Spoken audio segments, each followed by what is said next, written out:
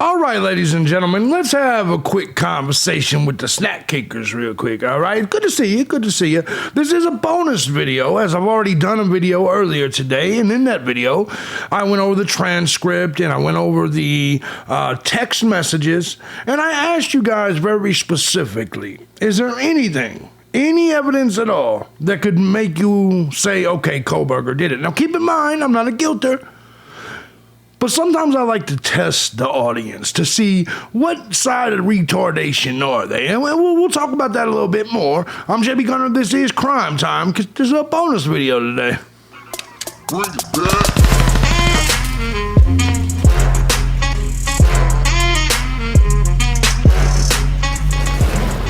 All right, guys. Now, you guys know the deal. I can start the video off and do all my shilling and all that. You guys know. If you want to support the channel, hit the links down below. If you don't want to support it, don't fucking support it. Either way, y'all know the deal. So what I did earlier is I dropped a video, and that video was a more in-depth analysis, not on my live stream, just in personal, about the Kohlberger text, the Kohlberger 911 call.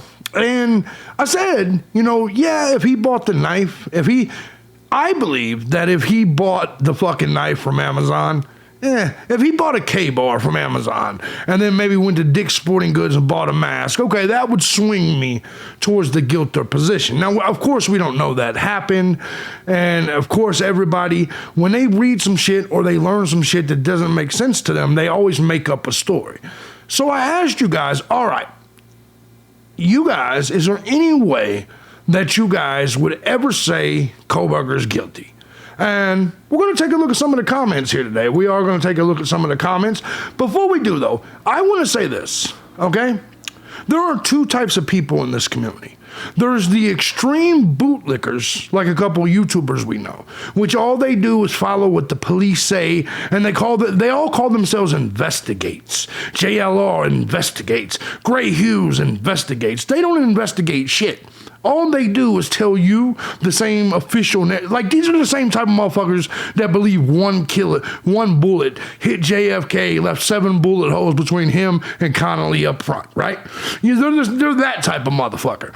That even when logic says, they're the type of people that believe that Building 7 collapsed due to it being hit by a plane, even though it never got hit by a plane, and Weinstein was on TV saying, just pull it. They're them type of motherfuckers, you know what I'm saying? That even when faced with evidence, they say whatever the official narrative is. But then there's the other side, the snack cakers. The snack cakers are the exact opposite. They will say anything is true but the official narrative. They are the type of people that don't believe anything if it comes from an official source, a trusted source, if you will, right? Like, these are the type of people that believe extreme white supremacists did Delphi and Kohlberger shit. Like, these are the people that wouldn't even believe that, let's say, the Delphi case was done by Richard Allen, even though Richard Allen said he did the Delphi case. If Brian Kohlberger came out right now and said, yeah, I did it, here's how I did it, I did the shit, they would be like, no, he didn't. No, they've gotten to him, JB. They've gotten to him. No, you're just retarded. And I think you need to analyze which side of the retardation you're on. You're either an extreme bootlicker like JLR and Gray Hughes and all the people that just always believe the official police narrative, or you're the exact opposite of that. The snack cakers of America, who I continuously talk about all the time, the people that just don't believe anything.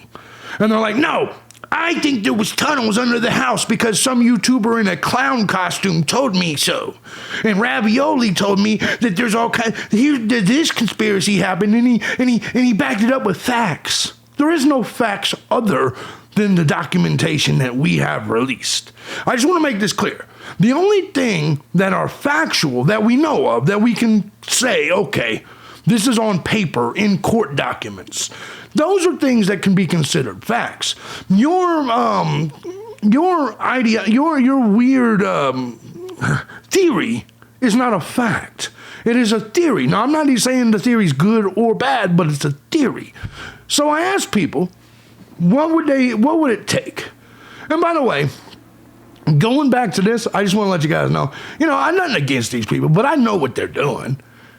I've seen JLR grow from 40,000 subs to 352,000 subs while only getting 2,500 views 3 hours ago.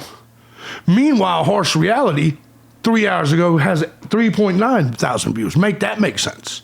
My boy Harsh over here has less than 100,000, and same amount of time ago when he's beating JLR. JLR's one from 22 hours ago, 10K. Harsh Reality, 9 hours ago, 8K. Make that shit make sense. Gray Hughes, he does about the same. About the same. I'll just say, well, not actually.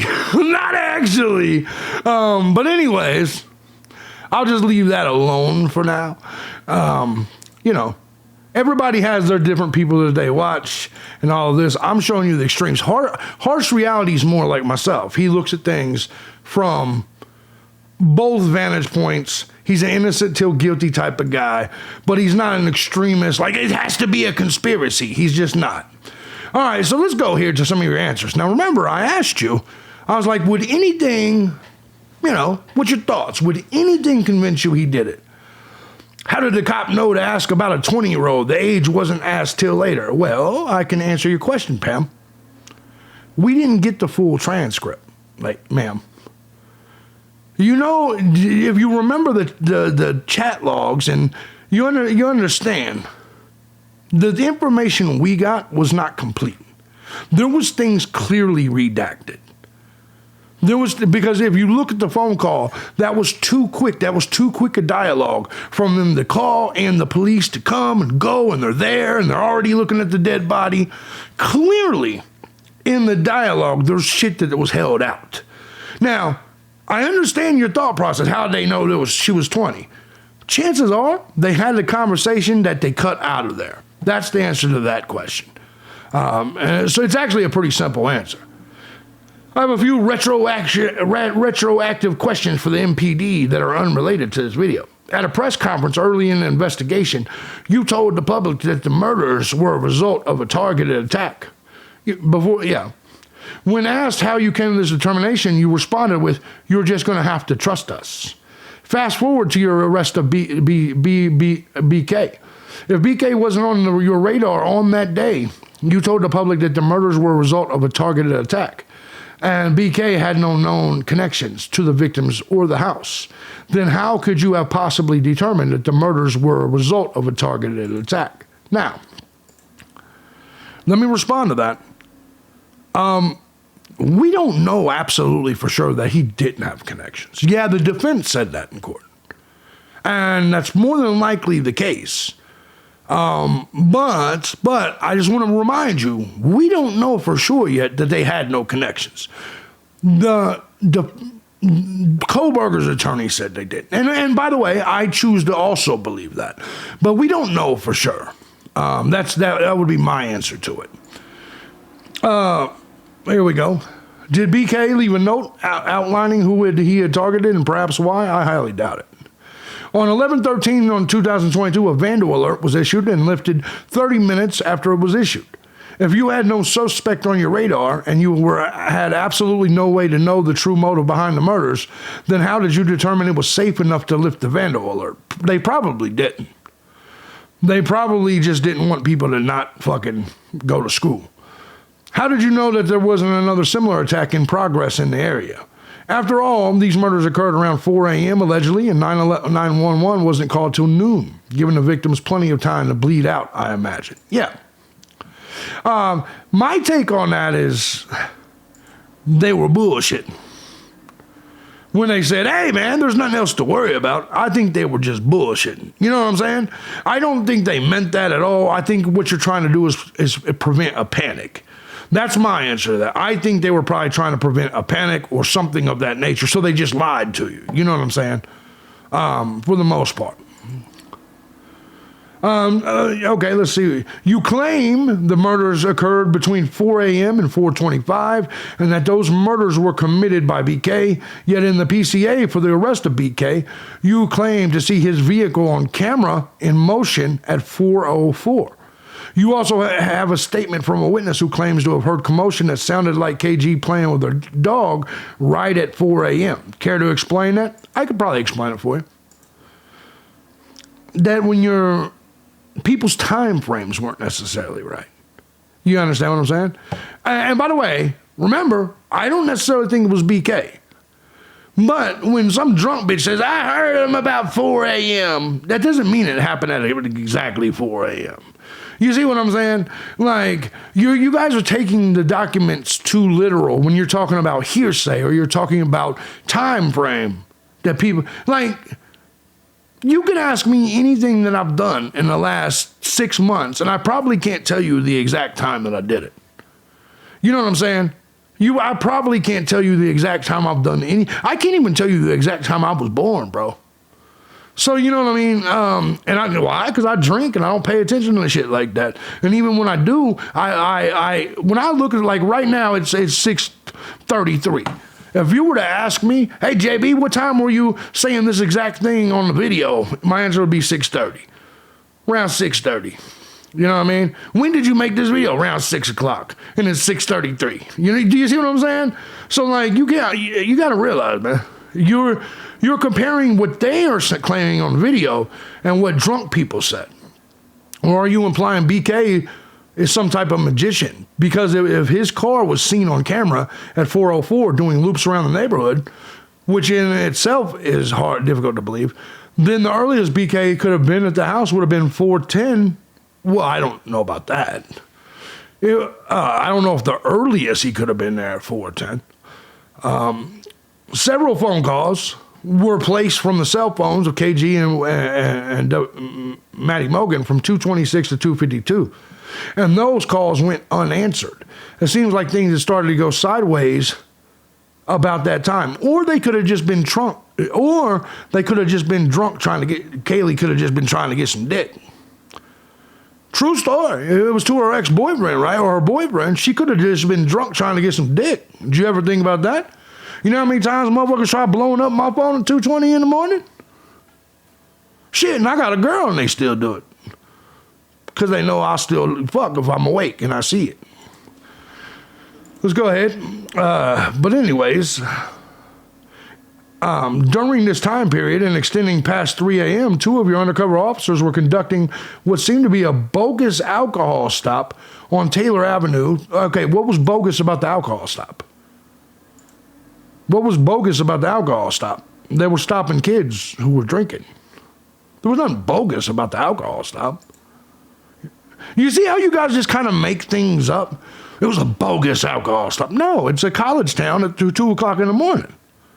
I think it's a very common thing, if you ask me. Can you shed some light on who her in this question was? Okay, hold on. Okay, here we go. Oh, that was later. I'm sorry. That was later. Excuse me. Are you maintaining that these officers had nothing going on at 112 King Road? I find this hard to believe, given your police department makes regular noise complaint visits in that neighborhood.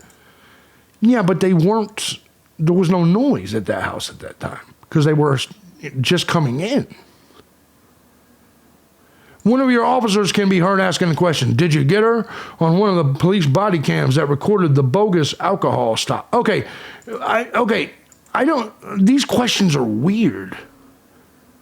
So when you're trying to merge the two incidents, the kids that were drinking, and then this? You're trying to merge those two things? And why do you keep calling it a bogus alcohol stop? Okay, let's go. Can you shed some light on who her in this question was? Probably some other bitch that they were fucking dealing with. It's awfully strange that 2 would-be murder victims were blowing up another friend's phone around the time these officers were so close to the house and making this bogus alcohol. Why do you keep saying that? But it's even stranger to hear the questions come from one of the officers. A black coat was discovered in some bushes right next to where the bogus alcohol offense stop mentioned in number 4 occurred. And that coat bore a strong resemblance to the black coat Maddie Mogan had on his grub truck just hours before her death.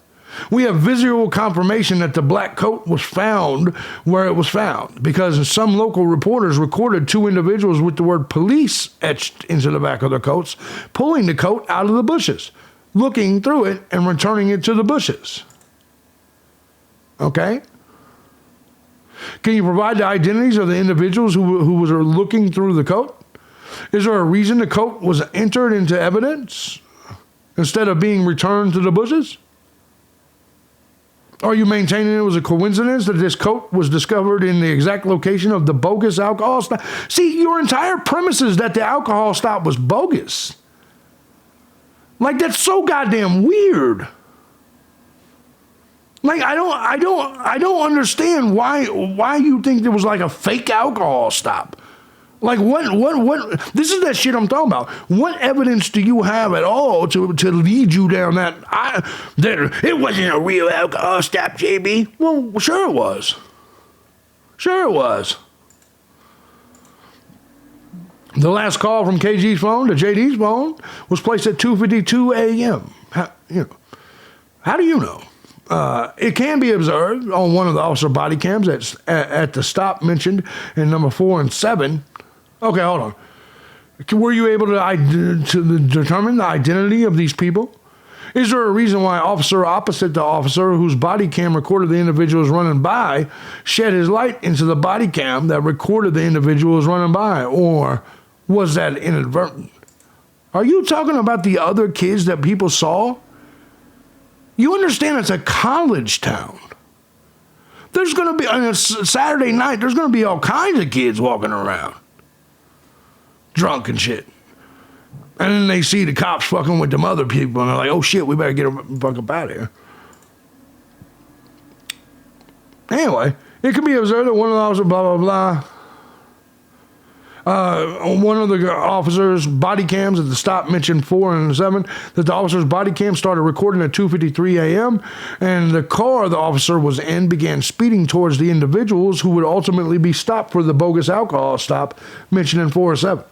Are we to believe this is a coincidence that the cops went to stop somebody? One of the officers present at the bogus alcohol, I don't understand. Referenced in 4 and 8 was observed on police body cam snapping a picture of KG's, one of the murder victims, ID, at a noise complaint visit in August of 2022. Okay. Are we to believe that? No, it's not a coincidence. It's not a coincidence.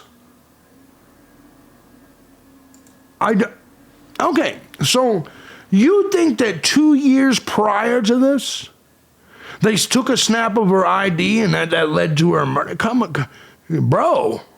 Are you, is your theory that the cops did this? Is that your theory? Is that the police went in there and murdered those kids? Bro. This is a wild theory. See what I'm saying? They didn't answer the questions, by the way. Is there anything that would make you convinced that BK did it? Let's go to the next one, Kay Hawkins. I think DM was involved, not in the murder, but the inside person. She personally went that prior Friday to Kaylee's home to ask her to be her +1. How do you know any of that? Why not call and ask Kaylee? And I've read every document that there is. How do you know any of that? The internet told me, JB. The internet told me. Oh, okay. Okay. All right, let's continue. Why not call and ask Kaylee, and why drive there as it doesn't appear DM and KG had a strong friendship? Another thing that people who are guilty of wrongdoing is stage the scene. The 911 call, the first thing DM wanted to do was explain her side of the story. Her first statement that it had happened at 4 a.m. No concern at all for so you think the fucking phone call staged. No concern at all for the victim. She just wanted to let the dispatcher know when it happened and about the masked man in the house. She didn't once express come quickly or even mention the blood. They kept passing the phone around because neither DM or BF wanted to talk to the dispatcher because neither wanted to be implicated in the crime. Yeah, I mean, that's understandable. Look what's happening. They're being implicated in the crime by you guys. I don't think Bethany Funk was involved. She was just a tool used by DM as an alibi. See what I'm saying? These people legitimately think Dylan Mortensen had the girl killed. You can't make this shit up, man. You can't make this shit up. DM called her dad before the 911 call and sought his legal advice. How do you know any of that? She had to know the victims were dead, or why call her dad? I think DM used the text to establish a certain timeline and called the victims not out of concern, but to make sure they were dead. Oh. Once none of the victims answered their phone, she called Bethany Funk to set up her alibi. She was instructed to wait 8 hours before she called 911. But you just made every bit of this up, Kay. You literally just made all of this up. You created it in your own brain. There's not a single piece of documentation that says anything that you just said. Wow. Oh, man. Once another victim, okay, here we go. She played dumb for law enforcement, and they gave her a pass when if they had exerted more pressure on her, she would have caved. Her dad, being a lawyer, made sure she had representation when questioned.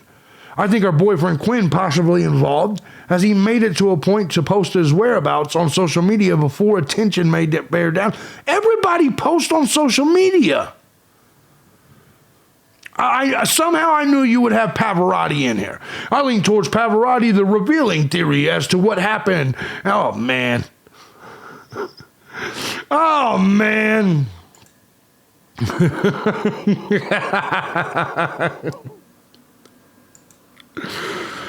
Oh, man. These people just swim in theories. They don't give a shit what's real, what's not real. They just swim in theory. This is a game to most of these people, and I don't blame them. I'm just saying that, like, bro, you're either on one side of the extreme, like the bootlickers, or you're like these people.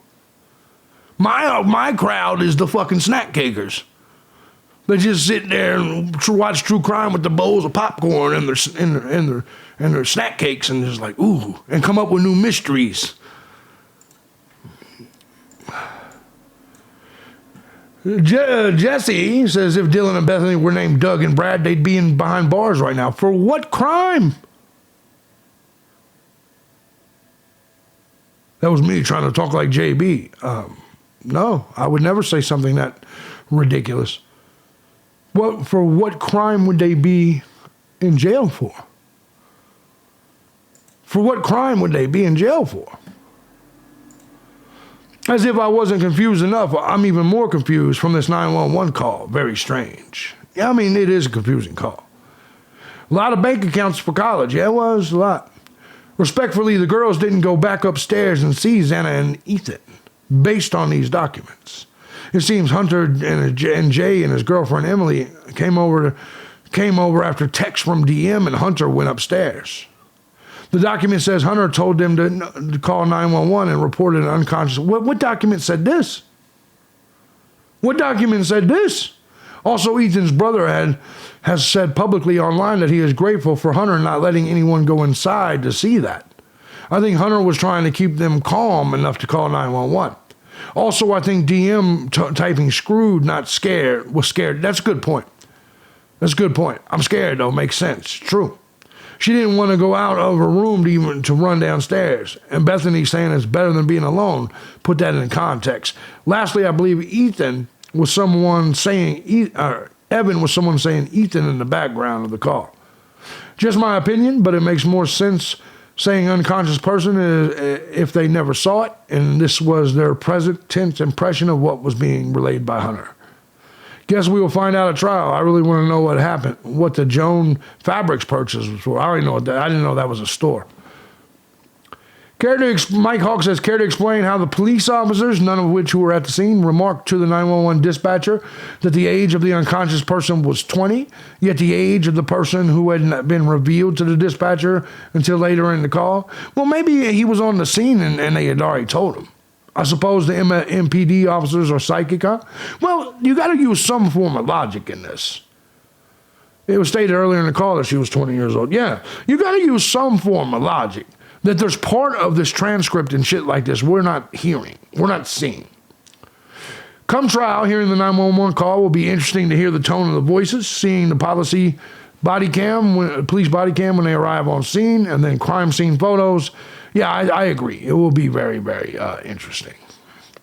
No way the girls never went upstairs to get Kaylee and Maddie before calling out the random people to the house, and I agree with that.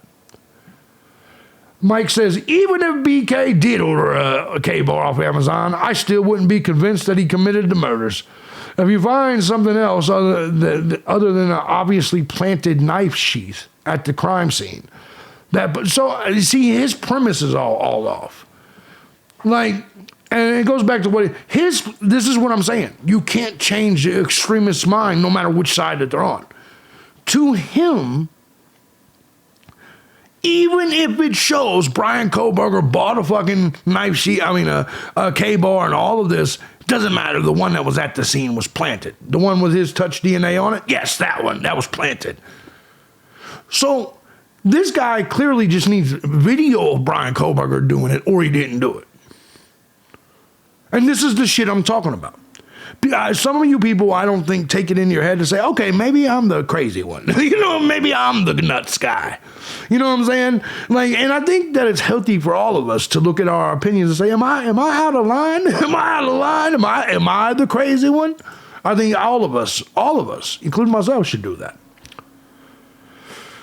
So, he wants evidence other than a knife sheath with his DNA. Yes, I think the knife being purchased by Koberger would be a good, piece of circumstantial evidence. There's absolutely no freaking way that BK walked in and committed 4 murders with a K-bar knife in less than 10 minutes. Do you know how long 10 minutes is? And didn't leave or inadvertently take any evidence to or from the crime scene. Maybe it was prepared. Whoever did it may have been prepared. It's just not possible. Yeah, sure it is. Not to mention, I don't trust law enforcement in this case or any other case, I would imagine, right? Things were obviously going sideways at King Road when Maddie Mogan and KG were blowing up JD's phone. And she was probably just looking for some dick, man. She was drunk. Yet law enforcement is feeding us lines of bullshit, try to convince us otherwise. So I asked him, I said, is there anything other than video of the crime or a confession that would change your mind? Now, I asked that for a reason, because I want him to come back, because I want to get his response, because I guarantee you, just like in Delphi, he'll say, not even a confession would change my mind. See what I'm saying? Now, keep in mind, less than 50% of homicides get solved. An even smaller percentage actually confesses to some shit that they didn't do. Like, Brian Koberger can literally have the K-bar knife receipt and confess to the crime, and motherfuckers like, I still don't believe he did it. Free him. Free Luigi Mangione. Yeah, right. Right. Anyways, Dave Bautista in the tunnels. That's exactly right. For the dog not to have come down the stairs when people were calling the police, only Murphy was in a frozen shock phase. Yeah, and it's very possible that the dog did go downstairs. We don't know for sure whether it did or didn't. Mark Garagos should drop down and take this case. Garagos could get some of these motions through and possibly get an acquittal. The more that comes out, the more I'm confused, but I'm still leaning he was set up. Potentially. Tracy says, I have leaned toward not guilty this whole time, but there's a lot of doubt here, but I agree with you.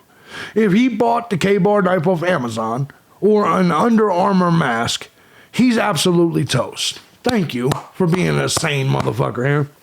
That's all I'm saying, is if he did that and that is added to all this shit, I think you have to consider it. That would really switch my view on things 100%. I can definitely admit that. I do have so many questions about the 911 call and text messages. Thanks for covering. Short, sweet, and to the point. There we go. That works for me. Wasn't Ethan in the hallway? I haven't seen any documentation to show that. Going into the bedroom and the check was laying in between the bed and the wall. I could be wrong, but I think I've heard that before. You've probably heard a lot of things from the internet. A lot of people are snacking on cakes in this vicinity.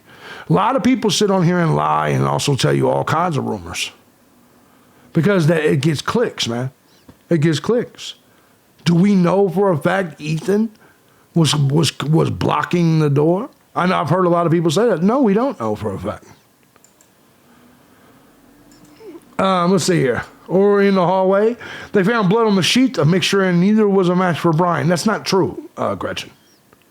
If he did purchase a K-bar, which I doubt, the non-Brian blood negates the purchase, in my opinion. So if he did purchase a K-bar, no, I don't think you understand. Since he's been arrested, they've taken a DNA test, and at a 100%, it matches the K-bar. Their initial way of tracking him down was some bullshit. But since he's been arrested, they've taken his DNA, and it does match the K-bar. That is 100% factual now. That's why they're using the DNA.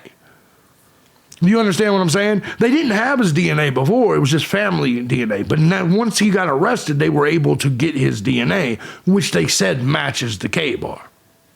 You see what I'm saying? I mean, the knife sheath. In the room with them, that implies that Ethan and Xana. I think that was Dylan was going to finish saying what she said when she said, yeah. Well, basically what happened at 4, a man was in the house, in the room with them, which definitely implies she knew a lot more. If that's what she was saying, then yeah. Hell, Xana's fingers were nearly cut out off from defensive wounds, meaning she was fighting. Do we know that for sure, though? I don't think they had anything to do with the murders, but they know a lot more than they're saying, she goes on to say. Another thing, do we know that her fingers were almost cut off? Or is that more internet rumor? I'm asking you guys, show me the documents. And listen, maybe I just forgot, because I've read all these documents too with you guys. Maybe I've forgotten. Whereas a lot of you guys are taking all this shit you see from all these YouTube true crime channels, and it's all crowding in your head along with the documents, along with the court documents, the official documents. And that's all I'm asking, is that when you're looking at this, try to base your opinion based on what we know. Not some motherfucking YouTuber's theory. You know what I mean? And once again, it's not an insult. But come on, man. It's a theory. It's not factual. People get on this thing and I do it all the time too. I mean, I do it, you know what I mean? I cover wrestling stories on my wrestling channel. I theorize this and this, you know. I understand playing the game. But at the end of the day, the truth, the reality is, you got to be able to separate what we know for sure from the documents and what we don't know. That is people just on the internet making guesses. I think that's very important. All those things the state has in the list of the state bringing into evidence, stuff we've already seen. They seem to be videos, nothing about the knife he purchased. No, how do you know?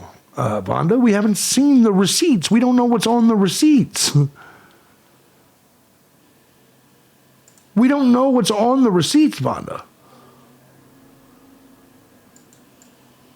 I don't think they touched Xana because supposedly she was behind the door. That's why but what do you mean supposedly she was behind the door? According to whom? That's why they called neighbors over to open the door? According to whom? I believe the state's evidence will prove his innocence. His alibi will be corroborated by a cell phone location. Hope you're right, Gretchen.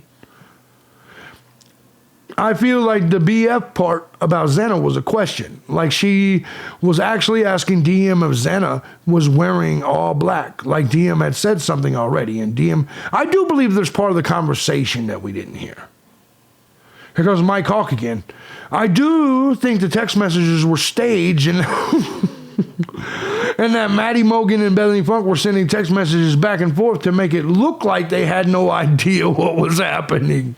If they were concerned, then they could have just walked to the rooms, but they texted and said, "All right, so I'm gonna say something," because this Mike Hawk has been here a lot. So the police were in on it. Dylan and Bethany was in on it. The boyfriend was probably in on it. Mike Hawk believes everybody's in on it. Do you see what I'm saying? Mike Hawk believes everybody's in on it. Hold on. All right, sorry about that. I had to handle something real quick. So back to what we were saying. When it comes to Mike, I just want to say this, man. It can't be everybody. You understand what I'm saying? You're reaching too far. Any conspiracy that involves a lot of people is probably false.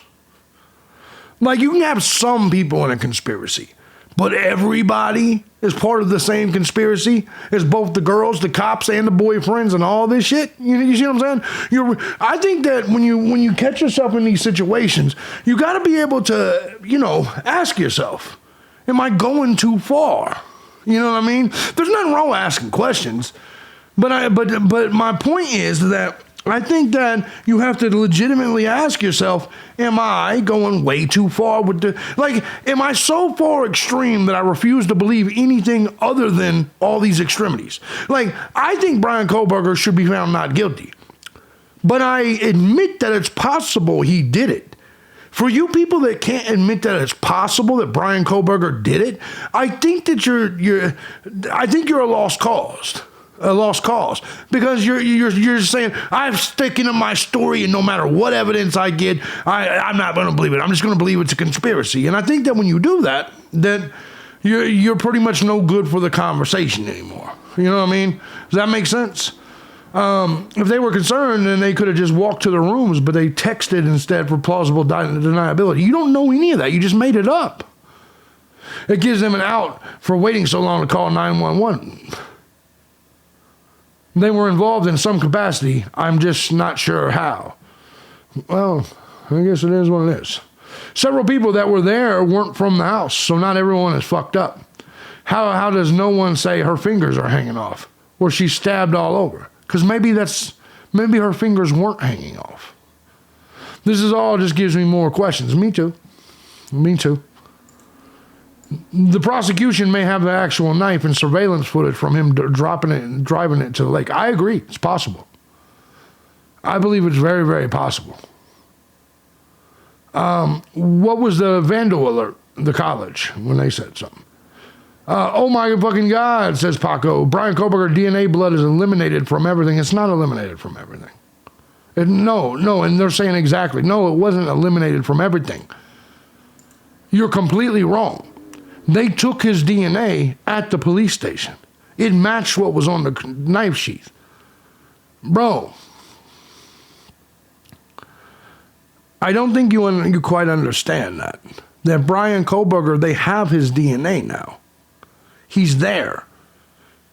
They got his DNA as soon as he got there. You still think that the only DNA that they have is his dad's DNA. That's not true. That's not true at all. Or not his dad's DNA, but of the relatives. Dick's Sporting Goods sells knives, true. Looks like they all had Winco Financial, except Ethan. That's crypto, I believe. All right. It's a grocery store, says somebody else. Why are these girls involved? So they didn't get killed. Oh, this is interesting. DM texts show genuine fear and concern. Yeah. I think things started to seem off around 2 a.m. outside of the house. You're just basing that based on the drunk kids. And then things became loud and frantic around 4 a.m. once DM was in a room. From there, I think the girls were obviously threatened by the attackers to shut their mouths. Oh, so now you think the attackers saw the girls and didn't kill them. And unfortunately, DM was the only one who had odd text messages that would need to be explained away. Further, there's no way they could stay in that house because they definitely knew what had happened. And even these people just make this shit up. They definitely knew what happened and even saw the carnage, at least on the second floor. We don't know that, bro. If they were alone in there and after the adrenaline wore off, they would have definitely called 911 for help. Clarity of thought would have taken over and they would have done the right thing. Yeah, if they had saw it, yeah. I suspect they left their phones and went to a sorority. So this motherfucker thinks they even left the house and returned the following day. If I was DM and heard what she heard, saw what she saw, and called people only to be greeted with unnatural silence, I'm pretty sure she would have left through the window. Same for Bethany Funk. There's no way she'd open the door to run to Bethany's room. The man in a ski mask might be waiting for her. People say that's a lot of shopping. I find it hard to believe a dude who's so hard about murder would make so many rookie mistakes. Yeah. The dude would have bought his stuff a year prior, and I agree with that. I don't think he would have used his car either. Dude managed to leave no DNA, but made so many mistakes. They're trying to bury them in evidence, and that's what's happening. If they need that much, they don't have much. And I agree the case is not strong. Yeah, if he bought the K-bar off Amazon, he did it. Right, Billy Goat. Any chance a question was missing at the end, a question mark was missing at the end of the Xana was wearing all black? I do think there's definitely a possibility of that. So anyway, notice what you didn't see. Notice what you didn't see. No, but only one person, or maybe two or three, said, yeah, if he bought a K-bar off Amazon, then that would be a point against him. Notice everybody else was just in the chat comment section and making up stories, just literally making up stories that they heard off the internet. Only 3 people actually answered my question, because to the rest of those people, it doesn't matter if Brian Kohlberger confessed. It doesn't matter if they found the weapon at Brian Kohlberger's house. It wouldn't matter to them. This is what I'm saying is the danger about extremes on either side. Extremes on either side are dangerous, whether you're the bootlickers that I talked about earlier that believe just everything the police say, or on the other side where you don't believe anything. So much so, you believe a whole bunch of people are in on the conspiracy, like the police and the fucking and the school and the girls. All I'm asking you guys to do is ask yourselves, are we the baddies? Are we the baddies? You know what I'm saying? Like, you have to realize that all of us could be wrong and Brian Kohlberger could be the killer. We don't know. But the problem is just like, well, people are treating this like it's politics or sports. I hate the other side. The guilters, I hate them. They're so bad. No, they're not. They're just, well, they have a different opinion than you. All of you snack cakers have a different opinion than me. Actually, I think a lot of us have the same opinion, which is innocent until proven guilty, and he hasn't been proven guilty yet. The difference between you and me is no matter what happens, he's not going to be proven guilty to you. You'd rather blame the white supremacists. So in your eyes, the Aryans, you guys are such cucks that you just want to blame you just want to blame us white supremacists for everything. You Aryans did it. Oh. And Delphi and Idaho? That's an interesting theory. But that's what they do. Because they don't want to admit at all that maybe their theorizing all this time was wrong. I can admit, okay, maybe Kohlberger did it. I don't think there's enough evidence to convict him, but I can admit that it's definitely possible that Brian Kohlberger did it. And if you're not on one of those sides, if you were on 100%, no, there's no way possible he did it, or if you're on the other side, 100% guarantee he did it, either one of those sides, you're an extremist for either cause. So much so, you don't like when people disagree with you. Have you seen the guilters? Have you ever been in a chat room with the guilters? I don't know if he did it or not. You're a fucking idiot, blah, blah, blah. You ever been in a chat room with the not guilters? The not guilters do the same shit. Oh, you just don't see it yet. Someday you'll be smart enough to know what I know, me and the snack cake. And most of you, and most people just refuse to understand. Maybe you're just over snack cake stimulated. Maybe you're just fucking stupid. Nobody can ever address the elephant in the room that maybe they're the dumb one. I'm just the elephant in the room. I'm JB Gunner. This is Crime Time. Y'all have a good one, man. If you like what I do here and you find my content valuable, feel free to hit the links down below. This is a bonus video for y'all. Should generate good conversation.